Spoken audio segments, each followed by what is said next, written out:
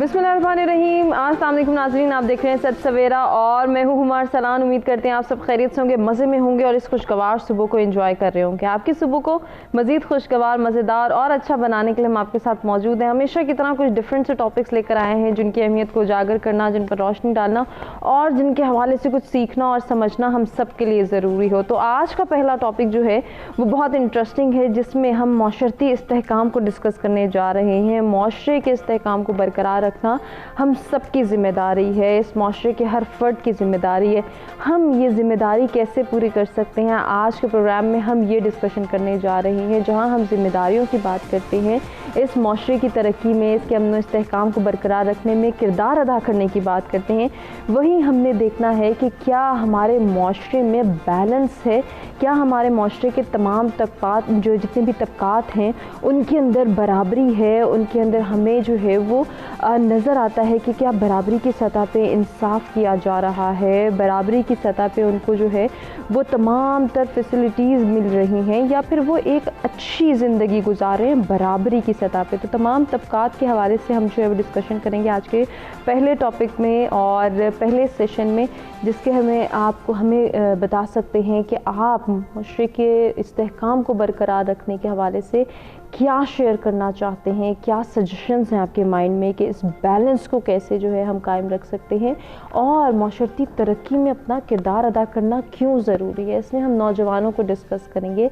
अपने माशरे की तमाम जो हमारे यहाँ एक क्लास वेरिफिकेशन का कॉन्सेप्ट है, हम जो फ़िरक़ों में बटे हुए हैं, हम जो तबकात में बटे हुए हैं, हम जो ग्रुप्स में डिवाइडेड हैं, इसको भी हम हाईलाइट करेंगे कि इसको इक्वल करना या इसके हवाले से अंडरस्टैंडिंग डेवलप करना, इसमें एक बैलेंस लाना क्यों ज़रूरी है। इसके हवाले से अगर आप हमारे साथ कुछ शेयर करना चाहें, कुछ पूछना चाहें, या फिर हमारे साथ जो हमारे मेहमान मौजूद होंगे उनसे कोई राय लेना चाहें, तो लाइव कॉल्स के ज़रिए आप भी पार्टिसिपेट कर सकते हैं। और जी आज का जो हमारा दूसरा टॉपिक है वो भी कहीं ना कहीं हमारे माशरती तरक्की, माशरे के अमन इस्तेहकाम से ही जुड़ा हुआ है, जिसमें हम जो है वो मेरिट को डिस्कस करने जा रहे हैं कि मेरिट को प्रमोट करना, मेरिट का कल्चर डेवलप करना कितना ज़रूरी है और इसके फ़ायदे क्या हैं। अगर हमारे माशरे में मेरिट को तरजीह नहीं दी जाती, मेरिट को नहीं प्रमोट किया जाता, तो फिर उसके कॉन्सिक्वेंसेस क्या हैं, उसके नुकसानात क्या हैं। अगर ऐसा हो रहा है तो हम क्या फेस कर रहे हैं, हम अभी तक किसको जो है वो मेरिट कंसीडर कर रहे हैं, कौन जो है वो मेरिट की धज्जियाँ बिखेर रहा है, मेरिट को प्रमोट नहीं होने दे रहा। ऐसी बहुत सारी हर्डल्स, बहुत सारे ऑब्स्टिकल्स भी हम डिस्कस करेंगे और जानेंगे कि मेरिट की अहमियत क्या है और क्या ये अहमियत हर सतह पर ज़रूरी है। अगर हर सतह पर ज़रूरी है तो फिर हमने इस कल्चर को कैसे डेवलप करना है, कैसे इन्हेंस करना है, कैसे प्रमोट करना है, इसकी अंडरस्टैंडिंग कौन डेवलप करेगा, इस पर भी आज के प्रोग्राम में हम इन डिटेल गुफ्तगू करेंगे। इन दोनों टॉपिक से रिलेवेंट आप हमारे साथ कुछ शेयर करना चाहें, नंबर्स आपकी स्क्रीन पर मौजूद है, ज़रूर लाइव कॉल्स के ज़रिए पार्टिसिपेट करें। आगाज़ में मेहमानों से मुलाकात भी होगी, गुफ्तगू का आगाज़ भी होगा, लेकिन जी उससे पहले मौसम की सूरत हाल शामिल करेंगे और देखेंगे कि आज का वेदर हमें क्या इंडिकेट कर रहा है।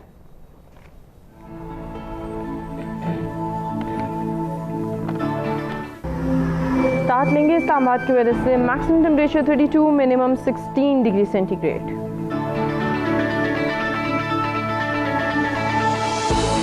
लाहौर की बात करेंगे, maximum temperature 34, minimum 18 degree centigrade.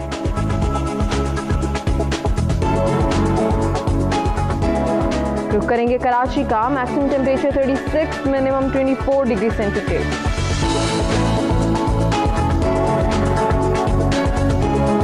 कुछ बात हो जाए पेशावर की, maximum temperature 32, minimum 17 degree centigrade.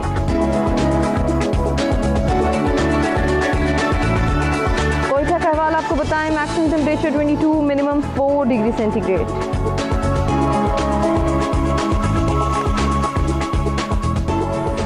जी Gilgit Baltistan, maximum temperature 20, minimum 7 degree centigrade.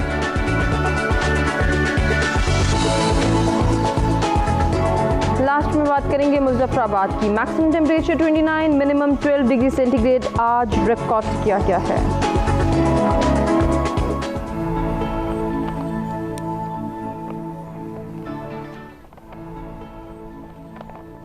जी, मौसम की सूरत हाल आपने जानी। जो मेहमान हमारे साथ स्टूडियोज में मौजूद हैं जल्दी से उनका तारुफ कराते हैं। सबसे पहले हमें ज्वाइन करें रेडियो प्रेजेंटर हैं आतिर अली सैयद, उनको हम वेलकम करते हैं। अस्सलाम वालेकुम आतिर, क्या हाल है, खैरियत से हैं? आतिर के साथ आज के जो दूसरे मेहमान हैं मोटिवेशनल स्पीकर हैं, उनको भी वेलकम करते हैं। अब्दुल वहाब साहब हमारे साथ मौजूद हैं। अस्सलाम वालेकुम वहाब साहब, कैसे हैं आप, खैरियत से हैं? वहाब साहब के साथ जो आज की तीसरी मेहमान है उनको भी हम खुशामदीद कहेंगे। एजुकेशनिस्ट हैं डॉक्टर लुबना फरा हमारे साथ मौजूद हैं। अस्सलाम वालेकुम। वालेकुम सलाम। क्या हाल है मैम, खैरियत से हैं?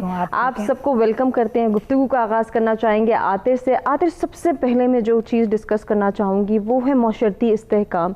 इसकी अहमियत, इसकी ज़रूरत पे मैं चाहूँगी कि हम ज़्यादा से ज़्यादा गुफ्तगू करें। क्या कहना चाहेंगे?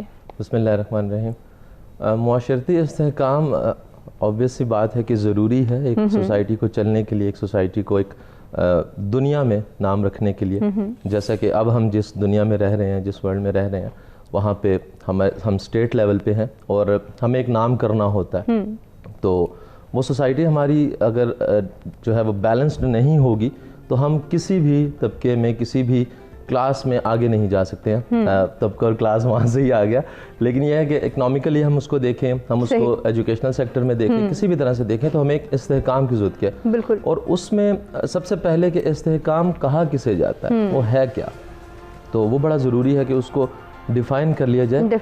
एक बैलेंस होना सोसाइटी का, उसमें मेरा ये ख्याल है कि हरगिज़ ये ज़रूरी नहीं है कि सब कुछ बराबर हो, क्योंकि आप ये देखते हैं सबसे पहले कि सोसाइटी की ज़रूरत क्या है और सोसाइटी में किस तबके की, किस क्लास की क्या ज़रूरत है।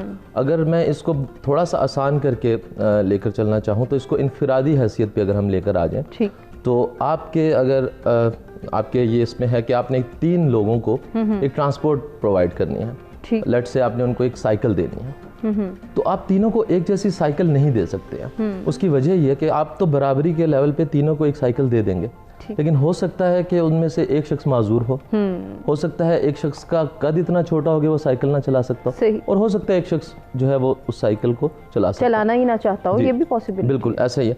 तो हमें ये देखना होता है कि इक्विटी और इक्वालिटी में क्या डिफरेंस है सबसे पहले। तो उसके बाद हम जब इन चीज़ों को अप्लाई करते हैं सोसाइटी पे, तो हम मुआशरे में इस्तेहकाम पैदा कर सकते हैं। डेफिनेटली। और इसकी अंडरस्टैंडिंग डेवलप करने के लिए इस पर बात करना, इस पर एम्फेसिस करना, या इस अहमियत को उजागर करना, ये शायद हम सबकी जिम्मेदारी है जिसको हमने पूरा करना है। अब्दुल वहाब साहब, आप क्या ऐड करेंगे इस खूबसूरत गुफ्तगू में, कितना ज़रूरी है माशरती इस्तेहकाम का बरकरार रहना?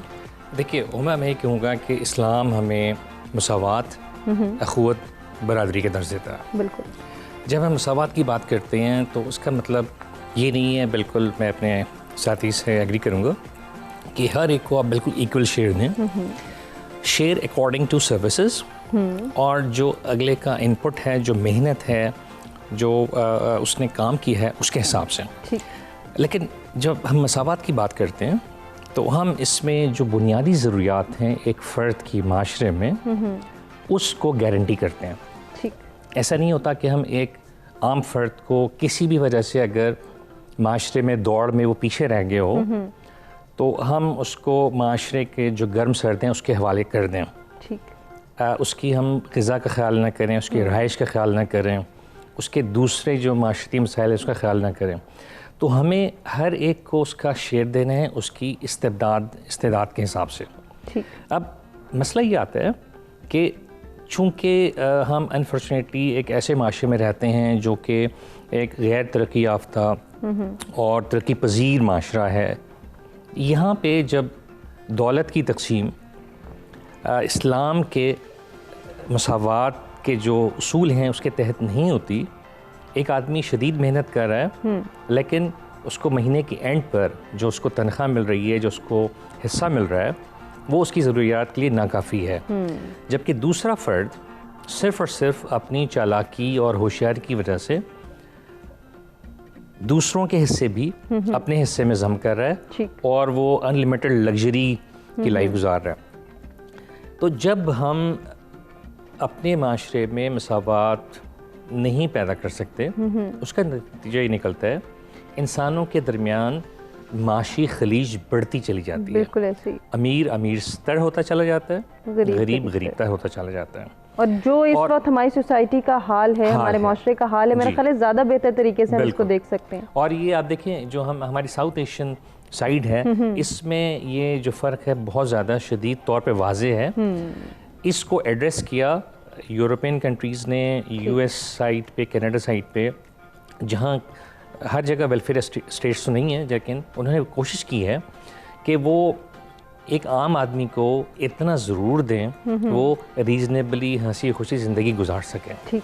दूसरा, अगर मेहनत की बुनियाद पे, अपनी लियाकत की बुनियाद पर बहुत ज़्यादा अमीर है और वो लग्जरीज एंजॉय कर रहा है, तो उस पर भी उन्होंने कोई कदगन नहीं लगाई। सही। लेकिन हमारे पास स्पेशली साउथ एशिया में हमने जो गरीब है उसको हालात के हवाले करके उसको बिल्कुल कसम पुरसी की हालत में डाल दिया। और हम ये नहीं सोचते कि भाई हमारा माशरा तो दरकिनार, हमारा दीन है वो हमें इस बात की भरपूर तालीम देता है सही कि हमें हर फ़र्द का ख्याल रखना है। हम क्यों नहीं सोचते, इस सोच को हमने जो है वो प्रमोट करना है कि क्या हमारे पास वक्त नहीं है, या हमें इस अहमियत का अंदाज़ा नहीं है, या फिर हम ये समझते हैं कि शायद ये हमारी सोचने की बात नहीं है, ये कोई और आएगा, कोई और सोचेगा और कोई और हमारे माशरे में इस्तेहकाम लाएगा। डॉक्टर साहिबा, आप क्या ऐड करेंगे, क्यों हमारे अंदर ये सोच, हमारी ये जो थिंकिंग पैटर्न है वो इस तरफ नहीं आता कि हमने अपने माशरे के लिए, हमने इसके अमन इस्तेहकाम के लिए काम करना है? असल में ये शुरू से हमारे यहाँ जब से मतलब बना है सब कॉन्टिनेंट, तो उस वक्त से बुनियाद ही इस तरह से रखेगी अदम मुसावात। अगर मुसावात पर अगर हम लोग करते तो उसमें ये होता है कि अब आपस में जो नफ़रतें और ये सब कुछ हो रहा है वो इसी वजह से हो रहा है कि जो मेहनत करता है, जैसे मेरे कुलीग ने कहा कि वो उसको उसका हक नहीं मिल रहा। जब उसको हक नहीं, तो उसके अंदर वो दिल में जो नफ़रतें, एक दूसरे से बगावतें और ये होते हैं, वो फिर छीन कर अपना हक लेने के लिए कोशिश करता है। तो उसमें ये हो जाता है कि आप जितना भी ये सारा जो मुआशरे में जराइम और ये सारी चीज़ें फैल रही हैं, उसकी वजह से क्या अदम मुसावात है। अगर आप अदम मुसावात उसको जितना जिसने उसने किया है, जो मेहनत की है, तो वहाँ पर अगर उसको उतना हक मिल जाए, उसकी जितनी उसकी जो सैलरी मिल जाए, तो वो ज़ाहिर बात है दूसरी तरीके से। इसी तरह अगर आप कोई एक बंदा मेहनत कर रहा है और उसकी जॉब ऐसी है कि वो मेहनत तलब है और उसको तनख्वाह में, आपने देखा है कि अक्सर मुल्कों में ये होगा कि जो नीचे वाली जहाँ मेहनत ज़्यादा होती है वो तनख्वाहें उन्होंने इतनी रखी हो कि रिश्वत का वो सद्देबाब हो जाता है। अगर वो रिश्वत का सद्देबाब करना है तो हमने मुसावात अगर हम देखें और हम उनको उसकी मेहनत के मुताबिक दें, तो कभी भी ये नहीं होगा कि मुल्क में रिश्वत और दूसरी जो लाइंस और ये जो अडॉप्ट की जाती हैं या बाईपास करने का तरीका होता है वो सब ख़त्म हो जाएगा। बिल्कुल। जब तक हम मुसावात वगैरह नहीं करेंगे और हर एक को उसका हक मतलब अगर नहीं देंगे, या एक तबकाती निज़ाम नहीं होगा, यानी कि ये भाई अगर गरीब है या मतलब लोअर क्लास का है, तो अगर बेशक वो पढ़ लिख भी गया है तो उसको जॉब में उसको वो नहीं मिलेगा, चाहे वो जितना भी हो। तो जाहिर बात है वो कोई और तरीका जराइम पेशा करेगा या कहीं और चला जाएगा। तो वो क्यों, अगर उसको मुसावात मिल जाती है, उसको उसका हक मिल जाता है, जो उसने तालीम हासिल की है, जो उसने मेहनत की है और वो बाकियों के बराबर आना चाह रहा है, तो हम उसको नहीं आने देते हैं। जब नहीं आने देते हैं तो वो दूसरी तरीक़ों से हर तरीके से मतलब करेगा।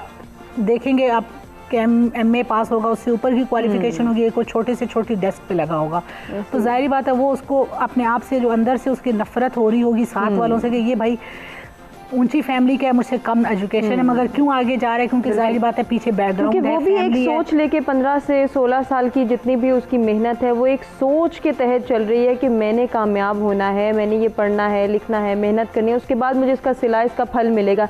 लेकिन अगर वो नहीं मिलता तो डेफिनेटली बहुत सी ऐसी एक्टिविटीज़ में वो इन्वॉल्व हो जाता है, इंडल्ज हो जाता है, जो कि इस मुआशरे के लिए अल्टीमेटली नुकसान का सबब है। ज़ाहिर बात है वो फिर मुआशरे के लिए बजाय इसकी कि वो कामयाब फ़र्द साबित हो या मुआशरे के लिए प्रोडक्टिव इंसान बने, वो हमेशा नेगेटिव में जाएगा। तो नेगेटिव भी जो है वो एक बंदा नहीं होता है, उस बंदे के साथ पूरा मुआशरा मुंसलिक होता है, उसकी फैमिली मुंसलिक होती है, वो आगे अल्टीमेटली वो सारी ट्रांसफ़र होती जाएगी। और वो फिर आगे जब ट्रांसफ़र होती जाएगी वो वो पूरा ख़ानदान या पूरे एक फैमिली जो है वो एक नफ़रत के ताक में रहेगी। वो फिर हमें बदला लेने का ही सोचेगा कि अगर मैंने ये किया और मुझे नहीं हासिल हुआ और दूसरे ने मुझसे कम किया और मुझे उसको ये हासिल हो गया, तो वो कहीं ना कहीं से बदला लेगा। जब बदला लेगा किस तरीके से या क्या माइंड सेट करेगा, तो वो सारा नुकसान सोसाइटी उठाएगी। बिल्कुल ऐसा ही है, और शायद यही वो वजह है, बड़े खूबसूरती के साथ हमारे तीनों मेहमानों ने इसको हाईलाइट किया है कि शायद हमारी सोच ही वो वजह है जो कि हमें तबकात में जो है डिवाइड कर देती है। या हम देखते हैं कि हमारे यहाँ हर किसी को क्लास सिस्टम में डिवाइड करता हुआ हम खुद महसूस कर रहे होते हैं कि नहीं, इसका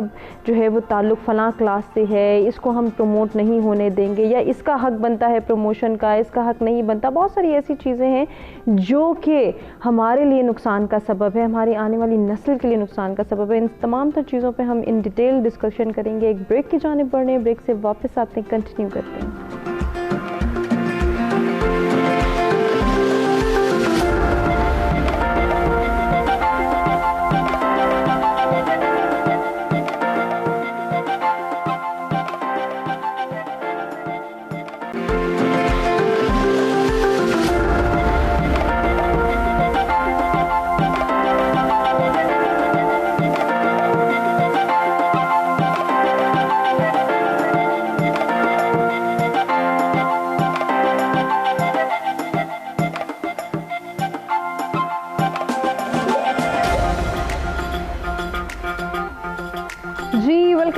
सब सवेरा में एक मरतबा फिर से आपको कहेंगे खुशामदीद। आज का हमारा पहला टॉपिक जिस पर डिस्कशन का सिलसिला जारी है, तमाम तबकात में बराबरी क्यों ज़रूरी है और इसका क्या ताल्लुक़ है माशरती इस्तेहकाम से, इसको हम डिस्कस कर रहे हैं। इसके लिए जानना बहुत ज़रूरी है कि माशरती इस्तेहकाम है क्या अहमियत है माशरती इस्तेहकाम की। एक सोसाइटी जब एक बैलेंस सोसाइटी कहलाती है तो उसमें कौन कौन से निज़ाम होते हैं या फिर उसके फंक्शंस किस तरह से प्रॉपर्ली एफिशिएंटली काम कर रहे होते हैं, इनको हाईलाइट करना, इनकी अंडरस्टैंडिंग डेवलप करना और इस कॉन्सेप्ट को समझना हम सब के लिए क्यों ज़रूरी है। अपने तीनों मेहमानों से इसके हवाले से आप डिस्कशन करेंगे। आप भी हमारे साथ अपना पॉइंट ऑफ व्यू शेयर कर सकते हैं। कोई सजेशन हो माइंड में या कोई सजेशन हमारे मेहमानों से लेना चाहें तो लाइव कॉल्स के ज़रिए आप भी पार्टिसिपेट कर सकते हैं। ओवरसीज़ पाकिस्तानी जो ये प्रोग्राम देख रहे हैं, जो कि दीगर माशरों में अपनी ज़िंदगी गुजार रहे हैं, लेकिन उनके दिल जो हैं वो पाकिस्तान और पाकिस्तानियों के लिए धड़कते हैं, उनके साथ धड़कते हैं, तो वो भी अपने माशरे में बेहतरी और अमन इस्तेहकाम के क़याम के लिए जो भी सजेशंस उनके माइंड में हों वो हमारे साथ शेयर कर सकते हैं। नंबर्स आपकी स्क्रीन पर मौजूद हैं और जो मेहमान हमारे साथ स्टूडियोज़ में मौजूद हैं उनसे हम गुफ्तगू एक मरतबा फिर से जो है वो उसी सिलसिले को जारी रखने का कहेंगे। आतिर बड़ी अच्छी गुफ्तगू हो रही ब्रेक पर जाने से कबल कि माशरती इस्तेहकाम है क्या, इसकी अहमियत क्या है। अब ज़रा ज़रूरत पे आ जाते हैं कि क्यों ज़रूरी है किसी भी माशरे के लिए कि उसमें अमन इस्तेहकाम हो, उसमें इंसाफ का बोलबाला हो, उसमें कानून की बालादस्ती हो। ये बहुत सारी ऐसी चीज़ें हैं जो कि माशरे में डिस्टर्बेंस क्रिएट करती हैं, नाहमवारियाँ पैदा करती हैं। जी, उसकी सबसे बड़ी वजह तो ये है कि इंसान की जिबिल्लत में, फितरत में ये बात शामिल है कि वो कंपेयर करता है, ख़ास तौर पे अपने आप को, अपने हालात को किसी दूसरे को देख के उससे हसरत करता है। इंसान की फितरत में बात शामिल है। ठीक। और जैसा कि हम पहले जो सिलसिला चल रहा था बात का, उसमें हमने बहुत सारी बातें ये की कि ऐसा होना चाहिए, सही, अमीर को ये करना चाहिए, जो सैलरीज दे रहे हैं उनको ऐसी सैलरीज देनी चाहिए। मैं थोड़ा सा ये कहूँगा इस हवाले से, मेरा ख्याल है इख्तलाफ भी नहीं होगा, ये थोड़ा सा एक पॉइंट वाज़िया करना चाहूँगा कि हम इंसानों को उनसे कुछ करवा नहीं सकते। हमारा बस सिर्फ एक इंसान पे चलता है और वो हमारी अपनी ज़ात होती है। सही। और अनफॉर्चुनेटली हम लोग जो दुनिया में सबसे मजलूम और मासूम तरीन इंसान भी सिर्फ अपनी ज़ात की समझते हैं। ठीक। हम सबसे ज़्यादा अपने आप को बेनिफिट ऑफ डाउट देते हैं, हम सबसे ज़्यादा अपने आप को एज देते हैं। हमारे लिए ज़रूरी ये होता है कि जब हम किसी प्रॉब्लम की रूट्स को फाइंड करें तो उसको कट करने की कोशिश करें, क्योंकि ये कह देना और कि ऐसा होना चाहिए और ये बस यहाँ तक बात खत्म हो जाती है। और फिर यहाँ पे एक और सोच आ जाती है कि दूसरे ऐसा करें, मैं कोई एफर्ट जो है वो ना करूं। एग्जैक्टली, इंसान की अपनी ज़ात जो है वही मुआशरा है। हम जब कहते हैं मुआशरा क्या है तो हम ये सोच रहे थे कि शायद हम एक सर्कल के बाहर खड़े हुए किसी एक सर्कल को बता रहे, ग्रुप ऑफ पीपल को बता रहे कि तुम्हें ये करना चाहिए, जबकि हमें सबसे पहले ज़रूरत होती है वो अपनी ज़ात के ऊपर अप्लाई करना। अब जब हम इसको इनफरादी लेवल पे देखते हैं तो उसमें जब हमें ये करना है कि हम सैलरीज दे रहे हैं तो तब हम देखेंगे कि हमारा कितना दिल करता है कि हम इसको इसकी मुशक्क़त के मुताबिक दें। अच्छा, अब मैं इसको उस तरफ ले आता हूँ जहाँ पे हम उसकी बात करें कि इतनी मुशक्क़त करता है, इतनी मेहनत करता है, उसको इतनी सैलरी मिलती है। एक सुना था किसी ने कहा है कि गरीब पैदा होना मेरा कसूर नहीं है, लेकिन गरीब मर जाना मेरा कसूर है। डेफिनेटली। हमारे पास दुनिया में बेतहाशा रास्ते हैं। अल्लाह ताला ने इंसान को एक जमालियाती हिस्स दी है जिसके तहत वो चीज़ों के सही और गलत की और उसके हुस्न की या बदसूरती की तफरीक कर सकते हैं। फिर चाहे वो अखलाक हों, वो एथिक्स हों, चाहे वो एक दुनिया में रूटीन लाइफ में आपका काम हो। मतलब एक बंदा जॉब कर रहा है और वो उस जॉब के लिए अगर है तो वो उसमें ऐसी इनपुट देगा कि वो आप कह सकते हैं किसी बहुत बड़ी कंपनी का सीईओ तक पहुंच जाएगा। फिर ऐसा नहीं है कि वो क्लर्क है तो वो क्लर्क ही रहेगा। अगर कोई क्लर्क है और वो क्लर्क ही रह रहा है तो अब हम उसको सिर्फ और सिर्फ उन लोगों पर नहीं डाल सकते हैं जो उसको जॉब देने वाले हैं। कहीं ना कहीं उसका अपना जाती फॉल्ट भी है। सही। आपके पास दुनिया में रास्ते खुले हैं, आप निकल सकते हैं। कई लोग ऐसे हैं जिन्होंने जॉब्स छोड़ी हैं और उसके बाद अपने बिजनेस किए हैं, उनको स्टैब्लिश किया और बहुत आगे निकले। ऐसी बहुत सारे एग्जांपल्स आपके सामने। वर्क स्मार्ट का कॉन्सेप्ट है कि आप एक बेहतर काम करते हैं, अच्छे तौर पे काम करते हैं, उसकी आउटपुट आपको ज़्यादा, आप इनपुट कम दे रहे हैं, अपनी मेहनत कम लगा रहे हैं, लेकिन वो जहनी मेहनत है। आप देखें एक मजदूर से ज़्यादा मेहनत कौन करता होगा? वो 6 ईंटें लेकर 4 फ्लोर चढ़ जाता है। ऐसे ही। अब उस मेहनत का आप उसको क्या दे रहे हैं? अगर उसको इस मसावात या बराबरी पे हम लेकर जाएं तो वो हरगिज़ उसका वो हक नहीं बनता। बिल्कुल ऐसे। अगर वो उसको ये बताया जा सके, और एक और चीज़ मैं यहाँ पे कहना चाहूँगा, उसको ये बताया जा सके कि तुम कैसे वर्क स्मार्ट कर, या वो सीख सके। यहाँ पे मैं एक चीज़ कहना चाहूँगा कि कुछ लोग जहनी तौर पर गरीब होते हैं, या कुछ लोग ज़हनी तौर पर जो है वो मजलूम होते हैं। ये वही सोच का आ गया ना सारा, वो अपने हक पर बोलते नहीं हैं। और वासिफ अली वासिफ साहब का एक जुमला मुझे याद आता है कि वो कहते हैं कि जालिम का सबसे बड़ा जुल्म ये है कि वो मजलूम को पता ही ना लगने दे कि उस पर जुल्म हो रहा है। हमारे मुआशरे में इस चीज़ को हटाने की जरूरत है, और उसमें जो रोल अदा कर सकते हैं वो टीचर्स कर सकते हैं, वो पेरेंट्स कर सकते हैं, बिल्कुल ऐसे कि वो उनको बता सकें, चाहे वो फिर कोई भी क्लास हो, हम उसको किसी भी तबके पे ले जाए, जब उनको पता हो कि हम एग्जैक्टली हैं क्या, हमारे हुकूक क्या है, हमें करना क्या है, हमें निकलना कैसे आगे। बहुत सारे लोगों को पता ही नहीं होता, स्टूडेंट्स को पता ही नहीं होता कि वो उनकी स्किल्स क्या है, क्योंकि शायद उनको भी घर से यही सिखाया जा रहा होता है कि ये सब कुछ तुम्हारे लिए है, ये दुनिया ही तुम्हारे लिए है, तुम परफेक्ट हो, बाकी कोई भी परफेक्ट हो नहीं सकता। इसको हम ज़रूर जो है वो डिस्कस करेंगे कि जब हम सोल्यूशंस और सजेशंस पे आएंगे, वालिदैन किस तरह से किरदार अदा कर सकते हैं, टीचर्स किस तरह से किरदार अदा कर सकते हैं। अब्दुल वहाब साहब, जैसे कि अभी बड़ी खूबसूरत बात आती ने की कि हम ये देखते हैं कि हमारे माशरे के जितने भी सेक्टर्स हैं, जितने भी पिलर्स हैं जो कि इस माशरे को बना रहे हैं, अगर वहाँ पे ही इक्वालिटी बेसिस पे काम नहीं हो रहा तो डेफिनेटली डिस्टर्बेंस तो वहीं से शुरू होगी। फिर हम ये गिला क्यों करते हैं कि माशरे में अमन इस्तेहकाम नहीं है, माशरे में बराबरी नहीं है, माशरे में नाहमवारी है। हमने तो ये देखना है कि रूट कॉजेज़ कौन कौन सी हैं। देखिए, हम आपने माशाल्लाह बहुत ज़बरदस्त टॉपिक चुना है और बहुत ही गहराई से हमें थोड़ा सा एनालाइज करने की ज़रूरत है। जब हम माशरती इस्तेहकाम की बात करते हैं तो हमारे माशरे के मुख्तलिफ तबक़ात इसमें आते हैं। सही। इस्तेहकाम के लिए जितने भी तबक़ात हैं सबका मुतमईन होना बहुत ज़रूरी है। हमने माशी लिहाज से तो बात की कि माशी लिहाज से हम हर एक को उसका ड्यू शेयर दें, हम उसको बेसिक्स प्रोवाइड करें। हम इससे एक स्टेप ऊपर जाते हैं तो फिर हमें देखना ही पड़ता है कि क्या उस माशरे में कानून की हुक्मरानी है, बिल्कुल। क्या लोगों के मसाइल उनके डोर स्टेप पे उनकी अपने डिस्ट्रिक्ट, अपने तहसील के अंदर हल होते हैं, क्या उनके मुकदमात जो मुख्तलिफ माशरे में मसाइल आते हैं वो फौरी तौर पे उनको इंसाफ मिलता है, सही। क्या उनको बुनियादी सहूलियात घर के दरवाजे पर मिलती हैं, बिल्कुल।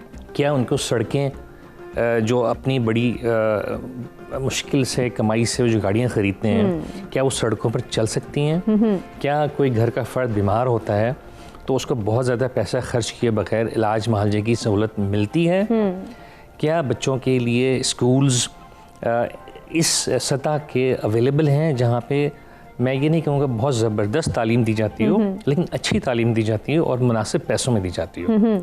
इन सवालात के हवाले से किसने सोचना है और किसने जवाब देना है, आप इसे कंटिन्यू करते हैं। हमारे साथ एक कॉलर हैं अटक से, अब्बास मलिक साहब, देखते हैं वो क्या शेयर करना चाहते हैं। अस्सलाम वालेकुम अब्बास साहब। वालेकुम अस्सलाम, क्या हाल है बेटा? ठीक है अल्हम्दुलिल्लाह। फरमाइएगा अब्बास साहब, क्या शेयर करना चाहेंगे आप? आपका आज बड़ा अच्छा मौजू है जी, बहुत ज़बरदस्त मौजू है, बहुत शुक्रिया। पहले तो हमें मुसावात पे आने के लिए पहले तो हमें मुआशरे से जो है माहौल उसको डिफिनेशन देनी पड़ेगी, मुआशरा है क्या चीज़, फिर इसके बाद इस्तेकाम कैसे कि लाया जा सकता है, उसके बाद फिर मुसावात लाया जा सकता है। जब तक हमारे कोलो फेल में तजाद है हम मुसावात पे आ ही नहीं सकते। ऐसे ही गरीब बंदा है, हमारे कोलो फेल में तजाद इसलिए कि गरीब बंदा है, वो हम बजाय तो जब टीवी कैमरे देखते हैं या लोगों के सामने देखते हैं तो उसके साथ बैठ जाते हैं ज़मीन पे खाना खाने के लिए, कहते हैं या तुम हमारा बहुत ज़बरदस्त काम, तुम्हारे नौकर है, तहबेदार है, तुम मेरे डेरे पे आना। डेरे पे आते हैं तो वो उसको धिक्कार देता है, कुत्ते से भी बदतर उसके साथ सलूक करते हैं। जब तक हम मुआशरे की डिफिनेशन नहीं बनाएंगे पता नहीं चलेगा, हमारे कोलो फेल में तो जब तक ख़त्म नहीं होगा उस वक्त तक हम इस मुसावात की डेफिनेशन बताने के लिए हमारे पास कुछ भी नहीं है। और हम जब ग्राउंड लेवल पे नहीं गए, नीचे नहीं आएंगे, गरीब गुरबा में नहीं जाएंगे, जैसे मैं हमारे केस बता रहे थे कि कानून, जब तक कानून की हुक्मरानी नहीं होगी उस वक्त तक हम ना तो मुसावात पे आ सकते हैं, ना मुआशरती भी, ना तकवात पे आ सकते हैं। हमें जब तकवात कौन कौन से तकवात हैं, एक जनरल है, एक प्राइम मिनिस्टर है, वो नीचे हाथ मिलाने के बाद वो फौरन टिश्यू साफ कर देता है, जब टीवी कैमरा देख रहा है तो वो उनके साथ बैठ के खाना खाता है, बाद में वो उलट सही। जाता है। बहुत शुक्रिया अब्बास मलिक साहब, आपने पार्टिसिपेट किया और अपना पॉइंट ऑफ व्यू हमारे साथ शेयर किया। और बहुत अच्छी बात आपने की कि माशरे की डेफिनेशन से आगाह होना बहुत ज़रूरी है, और ये सोच भी हमने ही डेवलप करनी है कि हमसे ये माशरा है, हमारे कुछ करने या ना करने से बहुत चीज़ें जो हैं वो चेंज भी हो सकती हैं, बहुत सारी इंप्रूवमेंट भी आ सकती है। और ये इंप्रूवमेंट किस तरह से हमने लानी है, इसको कैसे प्रमोट करना है, कैसे इन्हेंस करना है, मज़ीद भी डिस्कशन के सिलसिले को आगे बढ़ाएंगे। एक ब्रेक की जाने, बड़े ब्रेक से वापस आते हैं, अब्दुल वहाब साहब से कंटिन्यू करते हैं।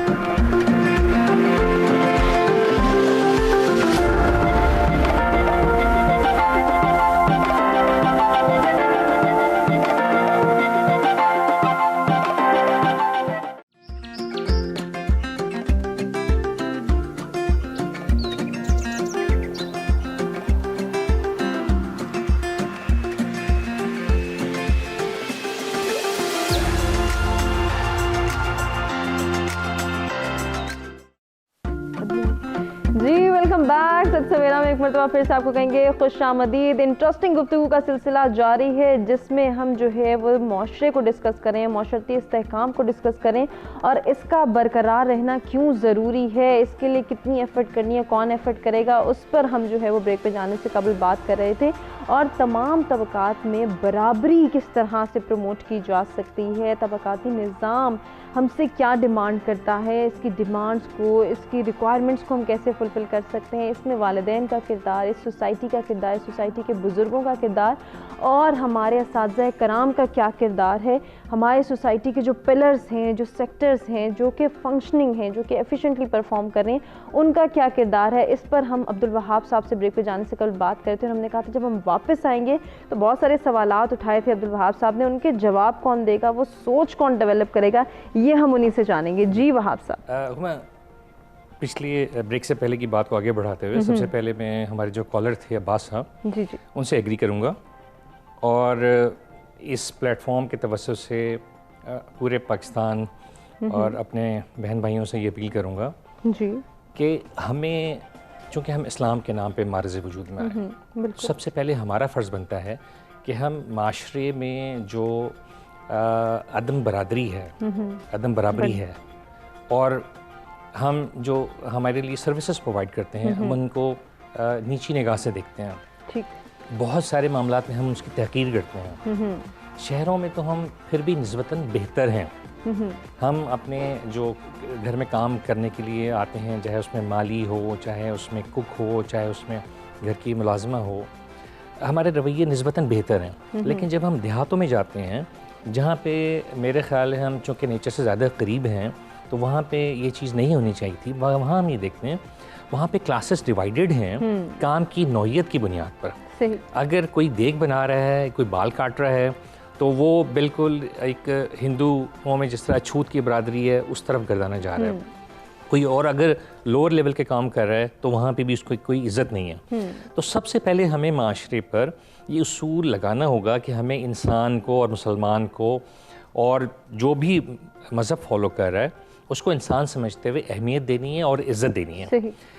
इसके क्योंकि हम किसी भी माशरे में उस वक्त तक इस्तेकाम पैदा नहीं कर सकते जब तक हम दिलो जान से दूसरे फ़र्द की इज़्ज़त अपने दिल में ना रखें। बिल्कुल। अगर हमारा पहले ही एक सर्विस प्रोवाइड करने वाले से मुआंदाना रवैया होगा तो हम किसी भी पोजीशन में बैठे हों उसकी फेवर में तो हम काम ही कोई नहीं करेंगे। अगर अल्लाह ताला ने हम पे एक ख़ास करम किया है, हमें अहलियत से नवाजा है, हमें तालीम से नवाजा है, हमें पैसे से नवाजा है, और अगर हम उसको आम आदमी तक पहुँचाने का ज़रिया नहीं बन रहे तो मैं फिर हज़रत अली रज़ी अल्लाह ताला ने कॉल की तरफ जाऊँगा कि कुफ़र की हुकूमत तो कायम रह सकती है, जालिम की हुकूमत कायम नहीं रह सकती। हमें माशरे में अदम इस्तेकाम को ख़त्म करने के लिए लोगों को मुसावियाना ट्रीटमेंट देना होगा, उनको जॉब्स देनी होंगी, उनके काम की कदर करनी होगी, उनको तमाम वो सहूलियात देनी होंगी जो एक आम शहरी का हक होती हैं। बिल्कुल। ये सहूलियात कैसे दी जा सकती हैं, इसके लिए क्या सॉल्यूशंस हैं, क्या सजेशंस हैं, अपने तीनों मेहमानों से जानेंगे। इम्तियाज़ हमारे रेगुलर कॉलर कराची से हमारे साथ मौजूद है, देखते हैं वो क्या कहना चाहेंगे। अस्सलाम वालेकुम इम्तियाज़। वालेकुम अस्सलाम मैम, सबसे पहले तो तमाम आलिम इस्लाम को माह रबीउल अव्वल मुबारक हो। आपको भी बहुत बहुत दरूद का तमाम करेंगे, आमीन। और उसके बाद आका सल्लल्लाहु अलैहि वसल्लम पर दुरूद और सलाम का नज़राना पेश करेंगे। बात दरअसल ये है, बात सच है मगर बात है रुसवाई की। अभी तक अगर हम इतने सालों के बाद भी यहीं पे अटक के रह गए, इसका मतलब है टॉप टू बॉटम कहीं ना कहीं फनी खराबी हमारे अंदर मौजूद है। बदनसीबी से अमेरिका, कनाडा, बरतानिया, यूरोप, फ्रांस, जर्मनी, इटली, यहाँ की बातें करनी पड़ती हैं। वहाँ ये चीजें कदरे कम है, वहाँ मसावी हकूक हासिल होते हैं। आपका टॉपिक ही आपकी बातों का जवाब है कि तमाम तबकात में मसावी जो हिसाब किताब है उससे ही इस्तेकाम पैदा हो सकता है। तो ये हकीकत है। अगर आपके 4 बेटे, एक के साथ कुछ रवैया, एक के साथ कुछ रवैया, तो वहाँ पे खलफशार पैदा होता है।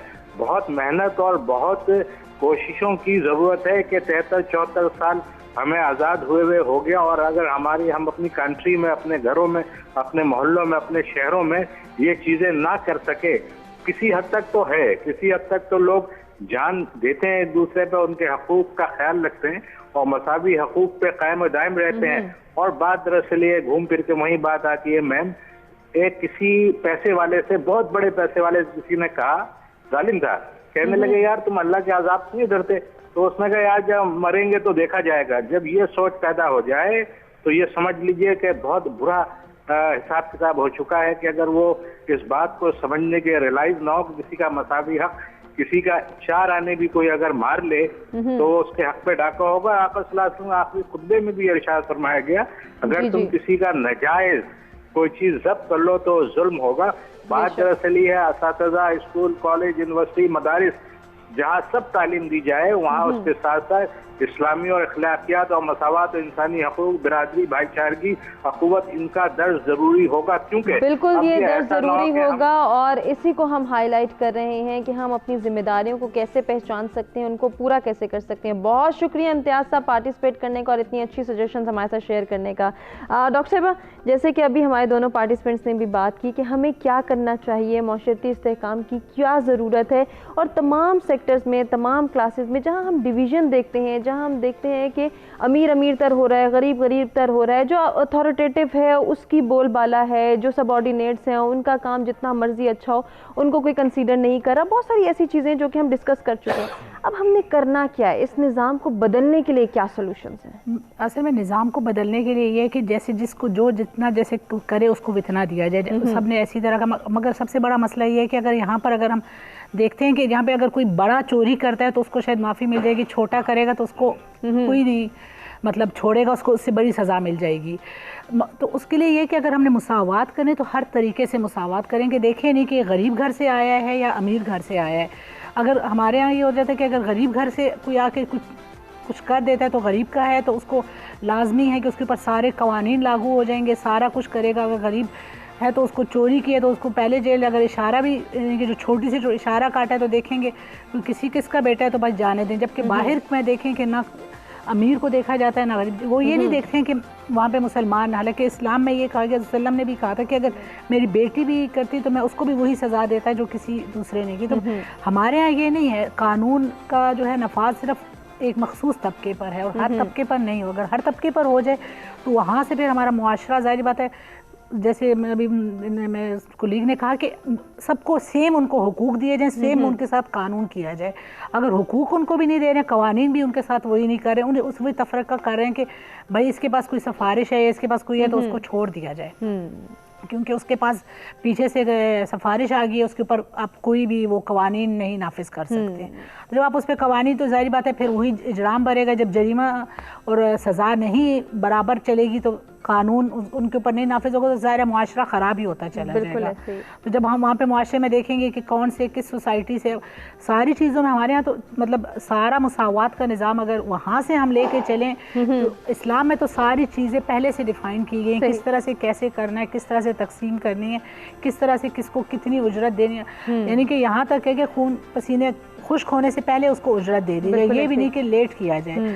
तो अगर हम वो छोटी छोटी बातों से भी अगर हम ले लें तो इस्लाम में तो सारी चीज़ों के मसावात की लाइंस जो बिल्कुल ऐसे ही मसावात का कॉन्सेप्ट भी उजागर किया जा सकता है और माशरती इस्तेहकाम को भी बरकरार रखा जा सकता है। आखिर आपके पास क्या सोल्यूशंस हैं? अगर हम जितनी भी यहाँ पे बात कर चुके हैं, जितने भी प्रॉब्लम्स को हाईलाइट कर चुके हैं, उनमें हमने डेली बेसिस पे एक को भी सोल्यूशन की तरफ ले गए, एक को भी काउंटर करके उसमें बेहतरी ले आए, तो शायद आहिस्ता आहिस्ता बढ़ते बढ़ते ये वक्त ऐसा एक आएगा कि हमारा माशरा वाकई अमन इस्तेहकाम का गहवारा बन जाएगा। जी बिल्कुल ऐसा ही है।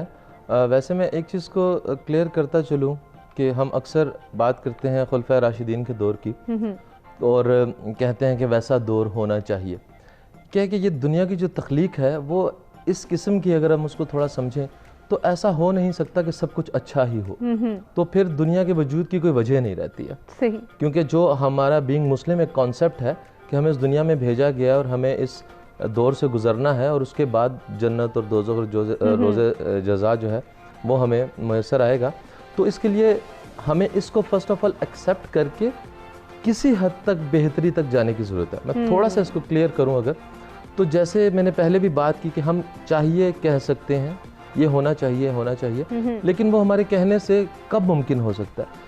जब हम, मेरा जोर उसी चीज़ पे जहाँ से मैंने स्टार्ट किया था कि इनफरादी तौर पे ख़ुद को मुआशरा कंसिडर करते हुए फिर हम जिस सीट पे हैं, फिर हम ऐसी किसी सीट पे हैं जहाँ पे प्रोटोकॉल कल्चर को हमें जो है वो ख़त्म करना चाहिए, फिर हम किसी ऐसी सीट पे हैं कि हमें किसी के लिए नारे लगाने हैं, फिर हम किसी ऐसी सीट पे हैं कि हमें जो है वो लोगों की एक कतार का ख्याल करना है कि मैंने अक्सर ऐसी जगह देखी है जहाँ पे 3 काउंटर्स हैं लेकिन एक चल रहा होगा, वहाँ पे उस एक इंसान की ड्यूटी आती है जो उस सीट पर बैठा हुआ है। हम पूरे मुआशरे को जब टारगेट करके बात करते हैं तो उसमें हम बेहतरी ला नहीं सकते सिवाय इसके कि कोई सुनेगा और लेकिन कहना भी ज़रूरी है, उस तरह बात ख़त्म हो जाती है।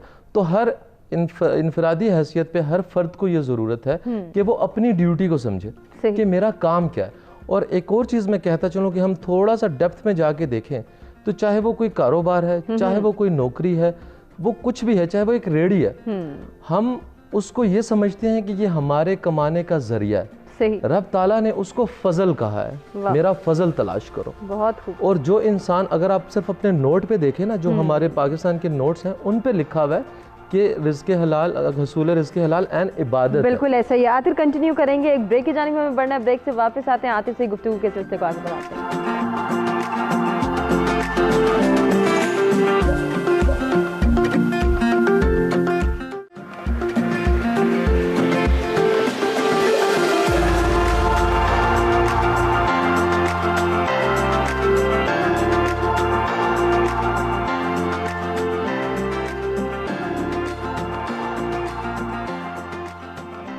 जी वेलकम बैक। सत सवेरा में आपको कहेंगे खुश आमदीद। आज के 2 डिफरेंट टॉपिक्स जिन पर हम डिस्कशन करें, जिसमें सबसे पहले बात हुई माशरती इस्तेहकाम की, इसका बरकरार रहना, इसके लिए एफर्ट करना क्यों ज़रूरी है, इसकी अहमियत को किस तरह से उजागर किया जा सकता है, इस पर हमने बात की। और साथ ही साथ तमाम तबकात में बराबरी को किस तरह से प्रमोट किया जा सकता है, इस कल्चर को डेवलप करने के लिए हमने कितनी एफर्ट करनी है, किस सतह पे एफर्ट करनी ज़रूरी है, इसको भी हमने हाईलाइट किया। और इसके लिए सॉल्यूशंस और सजेशंस जाने अपने तीनों मेहमानों से। इसके साथ साथ अब हम बढ़ेंगे आज के दूसरे टॉपिक की जानिब, जिसमें मेरिट की अहमियत के हवाले से बात होगी। मेरिट क्या है, मेरिट कल्चर को डेवलप किस तरह से किया जा सकता है, इसको किस तरह से जो है वो हमने प्रमोट करना है, इसके कॉन्सेप्ट की अंडरस्टैंडिंग कैसे डेवलप करनी है और इसमें कौन किरदार अदा करेगा, हम इस अंडरस्टैंडिंग को कैसे डेवलप कर सकते हैं, एक बच्चे से लेकर एक बुज़ुर्ग का इसमें क्या किरदार है, इसको हम हाईलाइट करेंगे। और ज़रूरत को भी पूरा करेंगे कि अगर हम अपने माशरे में बेहतरी चाहते हैं, माशरती तरक्की में अपना किरदार अदा करना चाहते हैं, तो डेफिनेटली हमने मेरिट कल्चर को प्रमोट करना है। अब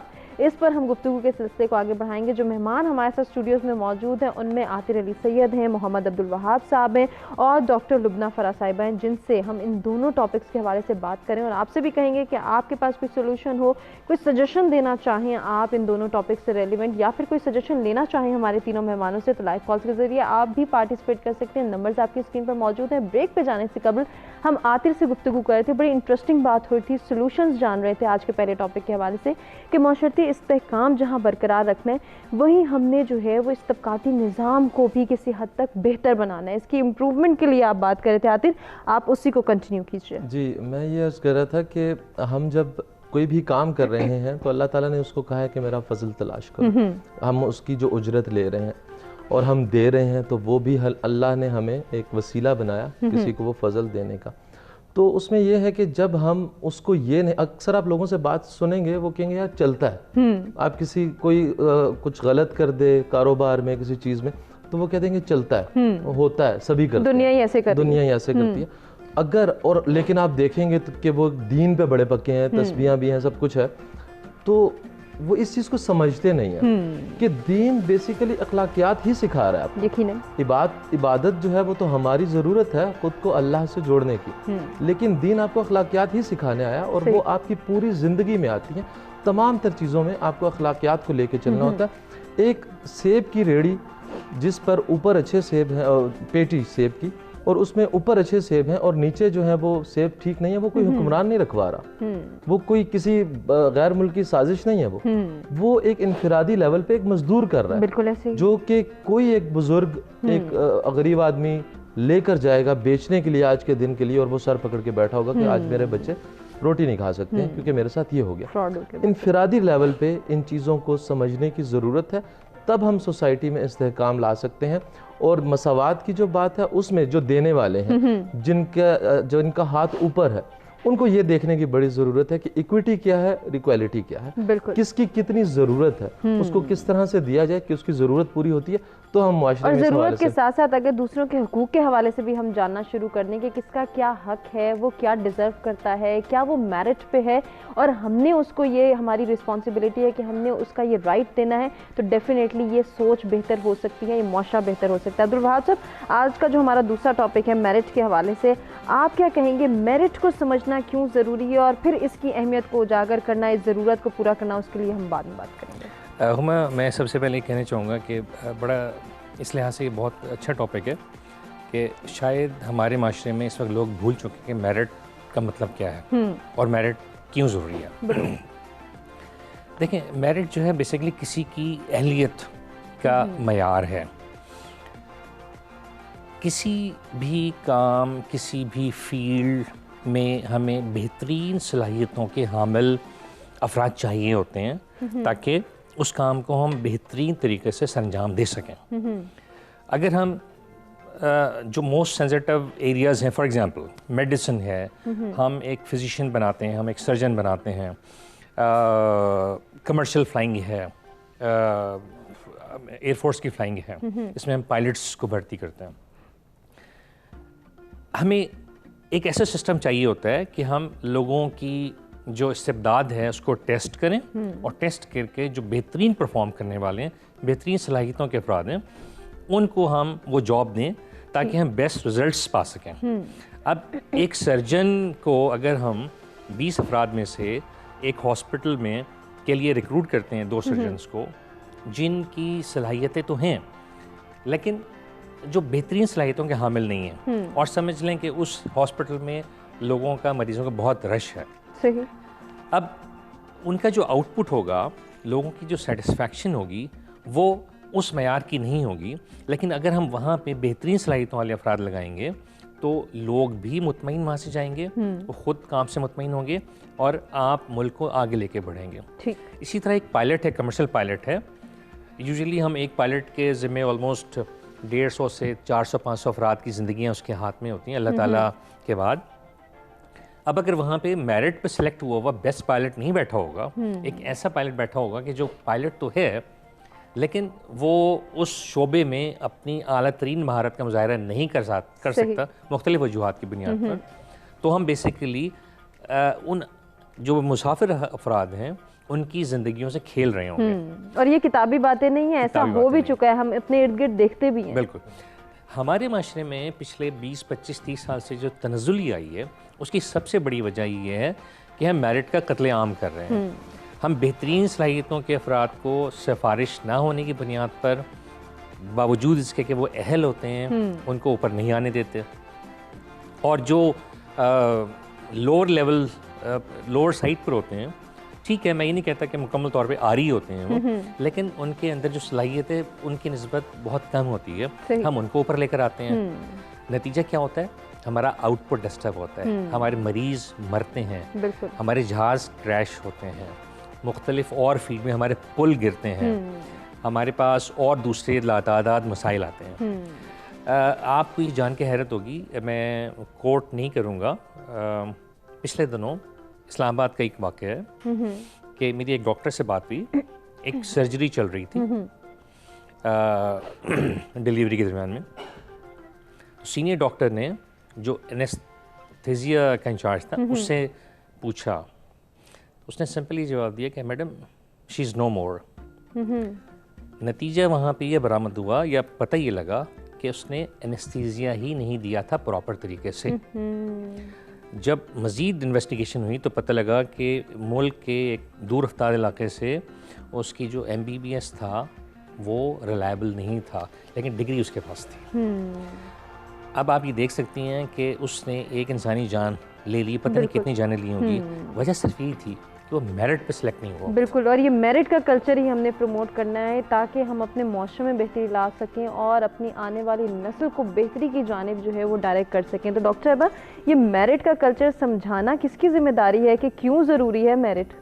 मेरिट की धज्जियाँ तो हमारे यहाँ असल में उड़ा ही बेबुनियादों से जायज़ है। मतलब अगर आप छोटी सी जगह से ले लें, स्कूल का दाखिले का ही ले लें, वहाँ पर जब आप दाखिला ही करवाने जाते हैं तो वहाँ पर ही मेरिट को नहीं देखा जाता है। हो सकता है कि मतलब कोई लायक स्टूडेंट और जो डिज़र्व कर रहा हो इस जगह में एडमिशन, वो उस बेचारे को नहीं मिलेगा, मगर एक सिफारिश आ जाती है किसी एक बच्चे की, उसको दाखिला मिल जाता है। और जाहिर बात है जो डिज़र्व करेगा उसको जब नहीं मिलेगा तो बेचारा किसी आम स्कूल में चला जाएगा, जहाँ पे उसकी मेरा ख्याल है हो सकता है अगर वो अच्छा तालीम हासिल कर देती तो अच्छा कारामद मतलब शख्स बन जाता है जो कि पूरे मुल्क के लिए। और फिर ऊपर से मतलब गैर मेयारी आप लोग, अब वही बात हो जाएगी ना, जिस पोस्ट के लिए आपने मतलब एक ड्राइवर की पोस्ट के लिए अगर आपने रखना है तो एक कुक को आप भर्ती कर लेंगे, नहीं भाई इसकी सिफारिश है, चलें इससे गाड़ी चलवा लेंगे, तो वो गाड़ी में उसी तरह चलाएगा जैसे चमचा हिलाना है उसमें। तो मतलब देखते में तो वो फिर मेरिट की धज्जियाँ उड़ा दी जाती हैं, तो वो किस तरह से एक सिफारिश आ गई है, तो वहाँ पर फिर आप कुछ नहीं कर सकते। और स्यापा ज़्यादा तब ख़राब होता है जबकि हाई क्वालिफिकेशन में जैसे हमारे यहाँ यूनिवर्सिटी कॉलेजेस में आ जाता है कि मतलब 4 बच्चे अगर 5 बच्चों की सीटें हैं मेरिट के ऊपर हैं, उनमें से 1-2 बीच में मतलब मेरिट पे आ जाते हैं, गैर सिफारिश पे आ जाते हैं, तो वहाँ पर फिर आप कुछ नहीं कर सकते कि उस बच्चे की जब मेयार ही इतना नहीं था, कुछ नहीं था, तो उसको दाखिला मिल गया, कल को डॉक्टर साहब की तरह मेरिट पे आया नहीं था, दाखिला हो गया, मेडिकल कॉलेज में हो गया जी, आज वो डॉक्टर भी बन गया और डिग्री भी ले ली और पता लगा कितनों की उसने जाने एफिशिएंसी है नहीं, एफिशिएंसी नहीं, क्योंकि मेरिट पे इसी तरह अगर मेरिट पे भर्तियाँ भी नहीं की जा रही हैं तो वो जो एक मेरिट को बाईपास करके एक टीचर आया है या कोई किसी भी स्कूल कॉलेज यूनिवर्सिटी या किसी भी इदारे में, तो उसने क्या करना है, उसने वही करना है कि उसको कुछ आता नहीं है, भाई मैं मेरिट पे नहीं आया ना, उसको काम सिखाएगा ना, उल्टा जो इतना भी जो आगे वो मजीद क्लास में अगर 50 बच्चे हैं तो पूरों को समझें कि पूरे 50 बच्चों का जो उसने बैच निकाला है तो वो नुकसान का सबब भी उठाना है एट दी एंड, और अल्टीमेट नुकसान जो है वो इस सोसाइटी का, इस माशरे का और हमारा है। इसको किस तरह से हमने जो है वो चेंज करना है, इम्प्रूव करना है। मजीद भी डिस्कशन के सिलसिले को आगे बढ़ाएंगे, एक ब्रेक की जाने पड़े, ब्रेक से वापस आते हैं, कंटिन्यू करते हैं।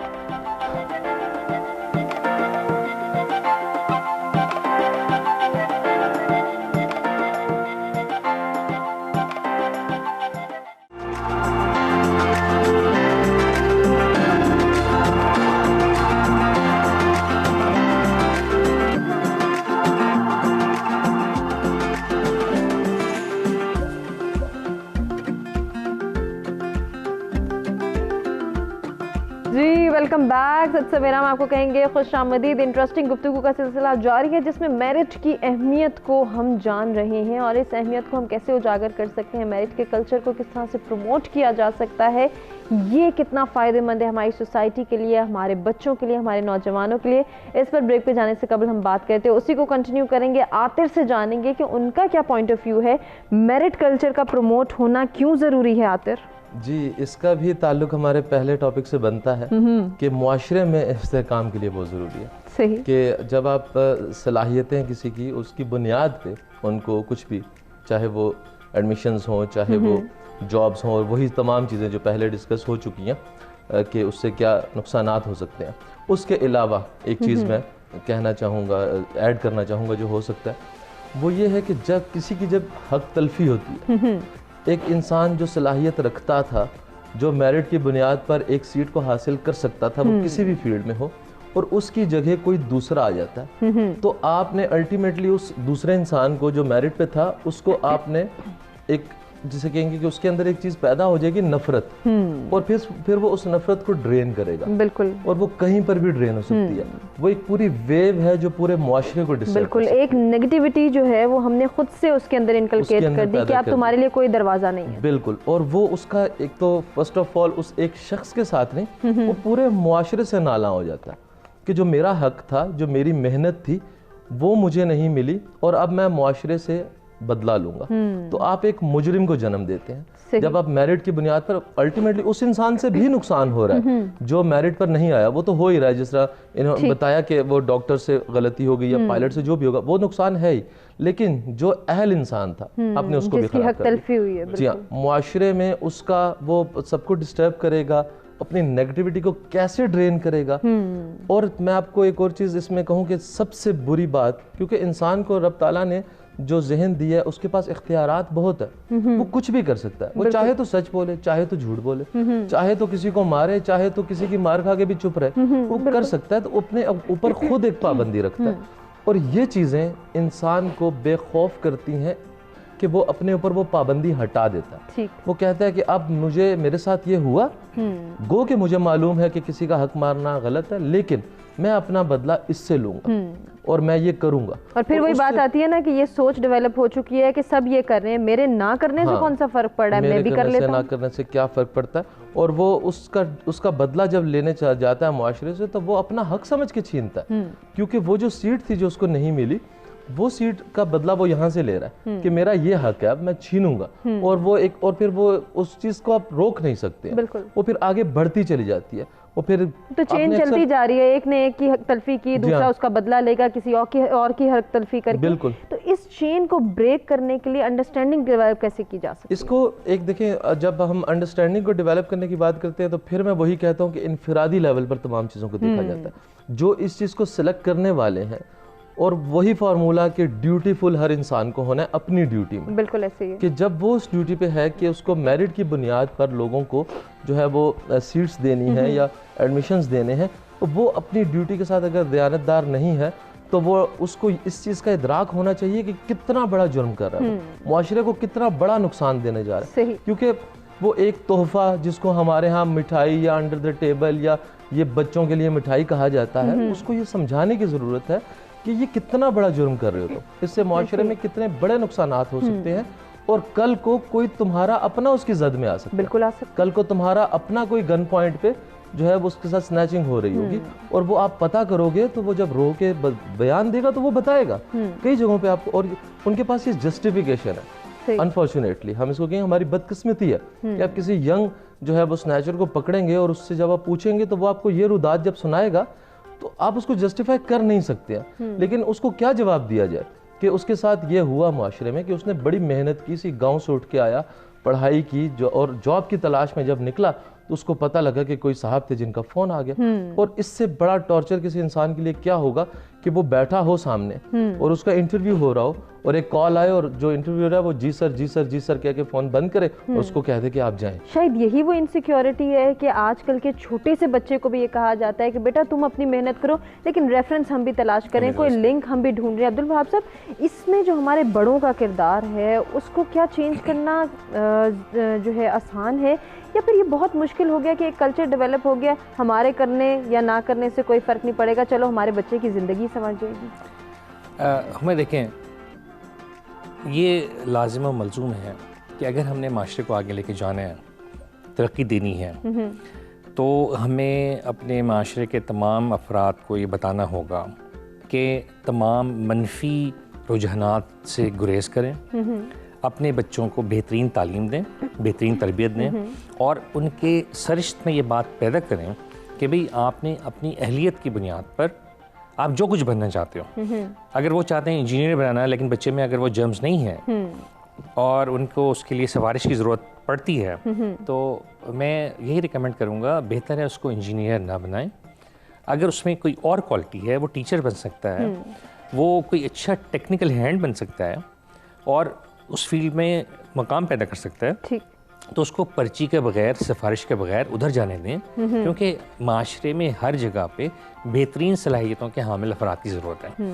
हम एक बड़े मुश्किल दौर में जी रहे हैं। यकीनन आज से 25-30 साल पहले मेरिट की ज़रूरत थी, मेरिट की ज़रूरत हमेशा से रही है।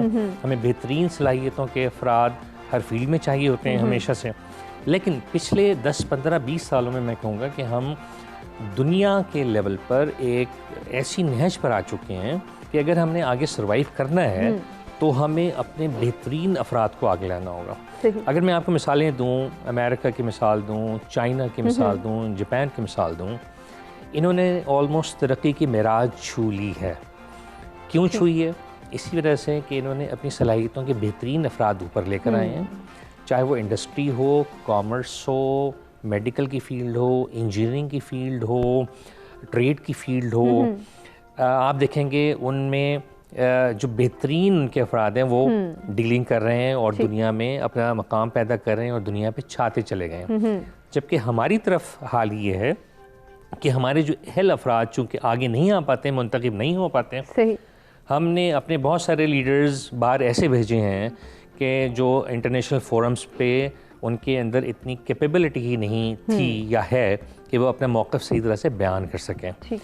हमारे लॉयर्स कुछ ऐसे केसेस हुए हैं, बाहर गए हैं इंटरनेशनल फोरम्स पे, अपना मौक़िफ़ उस तरह से वो प्लीट नहीं कर सके। इसमें कोई शक नहीं है कि हमारा बेहतरीन कैलिबर का हामिल प्रोफेशनल्स बाहर मौजूद हैं, लेकिन ज़्यादातर जो बाहर मौजूद हैं वहीं के सिस्टम में रह के वो पॉलिश हुए और उन्होंने प्रूव किया पूरी दुनिया में कि वो बहुत सौ से बहुत बेहतर हैं। बिल्कुल ऐसे ही। क्यों?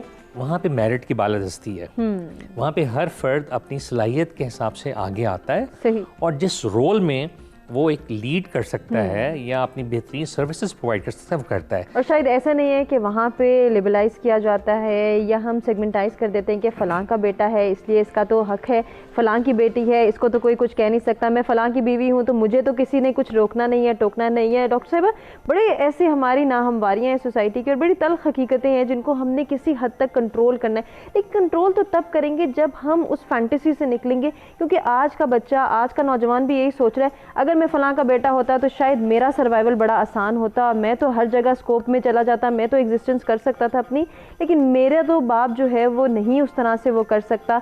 मैं तो एक गरीब का बेटा हूँ, मैं तो एक रेडीबान का बेटा हूँ, मैं तो एक ताजिर का बेटा हूँ, मेरा सर्वाइवल तो बहुत मुश्किल है। ये सोच आज के नौजवान के अंदर बहुत तेज़ी से डेवलप हो रही है। इसको कंट्रोल करना और फिर इसके लिए सोल्यूशन प्रोवाइड करना क्या है और कितने ज़रूरी हैं, आपसे जानेंगे। चूँकि हमें एक ब्रेक की जाने बढ़ना और हम आपसे भी कहेंगे कि जब हम ब्रेक से वापस आएंगे लाइव कॉल्स के ज़रिए आप भी पार्टिसिपेट करें, सॉल्यूशंस और सजेशंस दें हमें कि मेरिट के कल्चर को हम किस तरह से प्रमोट कर सकते हैं, अपनी सोच को कैसे बदल सकते हैं, अपने बच्चे की सोच को बदलना क्यों ज़रूरी है कि हम उसको मेहनती बनाएं, उसे बताएं कि तुम इसकी अहलियत रखते हो, तुम इस काबिल हो, तुम्हारी काबिलियत की बुनियाद पे तुम्हें जज किया जाएगा, ना कि तुम्हें मेरे अफसर होने पे जज किया जाएगा, ना कि मैं लिंक ढूंढूंगा, मैं रेफरेंस ढूंढूंगा तो ही तुम कामयाब होगे। बहुत सारी ऐसी सोचें हैं जिनको ना सिर्फ हमने बदलना है बल्कि इनको ख़त्म करना है। कैसे ख़त्म किया जा सकता है, सॉल्यूशंस और सजेशंस डिस्कस करेंगे तीनों मेहमानों से, लेकिन इस ब्रेक के बाद।